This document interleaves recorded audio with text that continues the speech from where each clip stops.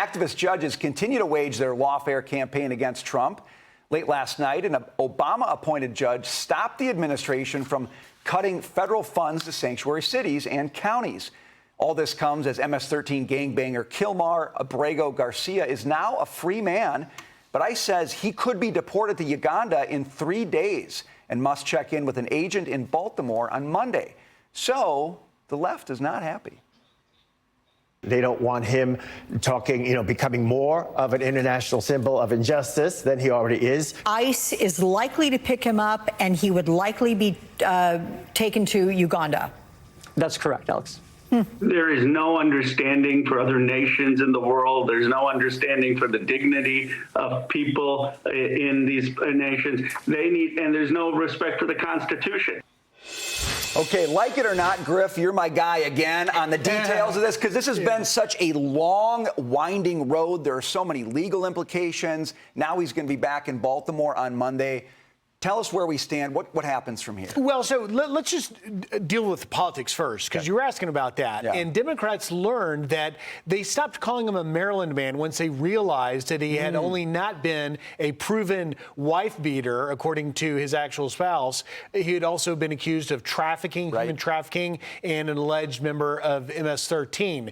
And so this wasn't someone that, Senator Chris Van Hollen wanted to be seen drinking margaritas with down in El Salvador. Well, where are we now? So an original deportation order to deport him. In the case of the original order, it was to anywhere other than El Salvador. He was sent to El Salvador. But now when he fast forward to Monday, he checks in with ICE. He may still be bound by that original order to be deported, because that's what that reigned supreme here in his long process of the Democrats saying that his due process was denied. But he's had due process for a final order of removal. That appears to be still standing. That's why the administration is saying that he could be gone within 3 days. And Uganda is the latest country to be willing to take some of our deportees. Nicole, Griff reminded me of the margarita drinking aspect of this story. So, so I'm thinking back to your previous comment about the politics of this. And what is the left, what have Democrats been doing on this issue?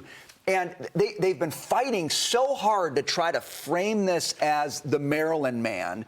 And the further you dig into it, you find out that is actually probably the last characteristic you should be associating with this guy. But now he's got a choice. It sounds like Uganda or Costa Rica, he decides, but it's going to happen Monday. Well, first of all, I kind of forgot about those moments, those pictures, the politicians. What an embarrassing moment for American politicians when you have an illegal immigrant who they have court documents documenting that he potentially abused his wife and may have been implicated in human trafficking. But here we have American politicians flying down there to see this guy when we're not actually focusing on what's going on here in the United States. Homelessness, health care, mental illness, everything else. We have our own issues.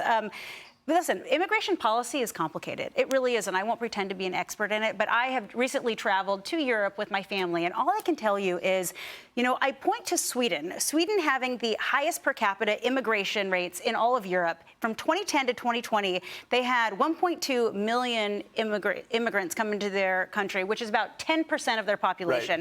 2022, 20% and more of their population are foreign-born. Syria, Iraq, Somalia, Afghanistan, wherever you have it. Their homicide rates, gun violence, are up 4 times that of the average of Europe. 85% of their shootings in Sweden are linked to these immigrant gangs. So listen, I am not saying that immigrants are the sole cause of increased crime, but what I am saying, the policy failure of the countries when they accept these large masses of people and they don't have policies in place to help these people and support these people will ultimately lead to crime. So we cannot keep saying doors wide open like the Biden administration did. They let in 6 million, however many gotaways, however many, without infrastructure in place, and we didn't have that. So it will lead to crime. We've seen it here in the United States, and President Trump is continuing to try and play cleanup right now, and that's what has to happen. Can I just add to that? Can I jump in? So also, Oh, But if you look at guys want to I just wanted to jump in the conversation. Comment, okay? So immigration policy might be murky, but it shouldn't be. It should be easy. And border security is easy, as evidenced by what we've seen under President Trump, where we went from having the highest border crossings under the previous administration with Joe Biden to the lowest under President Trump. As he pointed out, all we needed was another president. To me, this broader issue, this is just a question over American sovereignty. And if we can't deport a guy that, as Nicole pointed out, well, first of all, he's from El Salvador, so he was never a Maryland man. But if we can't deport a guy who's allegedly been accused by his wife of beating her, who has ties to MS-13, to in the indictment, he's not been charged for these things, but it was alleged that he was tied to things like murder and child pornography. There's a reason he can't go back there. He was involved in violent crime. That guy, then we don't have borders, and we're not a sovereign nation. Additionally, just last point I'll make, regarding the judges, they're just the new face of resistance. Speaker Johnson pointed out a few months ago that 67% of all the nationwide injunctions in the last 100 years have been issued against President Trump. 92% were from liberal judges. Right. That tells you everything. Let me just add to you, you were talking about the numbers, the record numbers that came. We just got yesterday from Pew Research, who is the authority on keeping this sort of record. You had the illegal population in the U.S. reach 14 million in 2023, the most ever in history, and continued at a, quote, record pace in 2024. So that's why when you make such a salient point, Nicole, that, the crime is going to rise when you have that. We've never had this large of an illegal population be let into the country, and that's coming from Pew Research. And one of the basic of the definitions of a sovereign nation, as Lisa's pointing out, is to have a definition of your borders. And we have not had a definition of borders for the last 4 years. We got a fired up panel. Hey, Sean Hannity here. Hey, click here to subscribe to Fox News YouTube page and catch our hottest interviews and most compelling analysis. You will not get it anywhere else.